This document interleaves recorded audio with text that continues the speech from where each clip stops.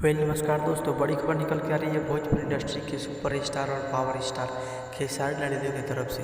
खेसारी लाल यादव का एक गाना आया है बारिश सॉन्ग, जिसका पोस्टर और टीजर बहुत ही ज़्यादा ट्रेंडिंग सेक्शन में चल रहा है। यह गाना काफ़ी मायूस गाना है, जबकि खेसारी लाल यादव ने इस गाने को काफ़ी ज़्यादा मेहनत करके इस गाने को लॉन्च कर रहे हैं। यह गाना रिलीज होने वाला है 9 अक्टूबर को, जबकि खेसारी लाल यादव के फैंस काफ़ी ज़्यादा बेसब्री से इंतजार कर रहे थे। दोस्तों, वीडियो पसंद है तो वीडियो को लाइक कीजिए और मेरे चैनल को सब्सक्राइब कीजिए और अपने दोस्तों के पास इस वीडियो को शेयर कीजिए, ताकि आप खेसारी लाल यादव के फैंस जो भी हैं वो देखेंगे कि खेसारी लाल का कौन सा नया गाना आया है। फ्रेंड्स, यह गाना काफ़ी ज़्यादा दमदार और काफ़ी ज़्यादा मज़ेदार होने वाला है। यह गाना 5 लाख रुपये की लागत से यह गाना तैयार हुआ है।